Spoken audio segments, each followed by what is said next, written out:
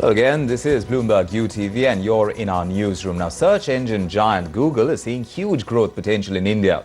But so that this materializes, the country's telecom infrastructure has to improve. That's the word coming in from Nikesh Arora, the chief business officer of Google, saying that television will go online in the future and that will cause a significant shift in advertising and digital revenues. This is exclusive to Bloomberg UTV when the gentleman was talking to my colleague Pranjal Sharma.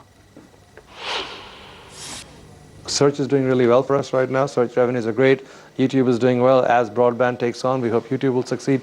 At the end of the day, my big bet is that television will come online. Maybe not as quickly in India, but hopefully fast in other parts of the world. And as soon as bandwidth is here, it'll come here as well. Hopefully you'll be broadcasting and putting all your stuff from Bloomberg on YouTube and on the web. So we already have a channel on YouTube. Fantastic. See, you're way ahead of everybody else. So if you believe that's going to happen, I think that is going to cause a significant shift in advertising revenues and digital content revenues to the web. So I think that's going to end up taking a disproportionate share of revenue from offline media onto the online world. As devices get more affordable, and that's where price does come into play. When you have Android devices or iPhones which are in the $300 to $500 range, I think one needs to get that price down. And I think there's a lot of work going on with various manufacturers around the world trying to produce low-cost devices with the full functionality. The pace of growth in India, even though it's rapid, it's not something which a lot of people are comfortable about, and they think that there are still,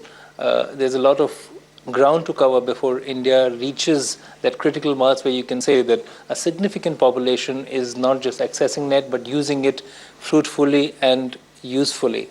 What is holding back India's growth on that front? India has an infrastructure challenge, has always had one for the last many years, but you can see that is changing.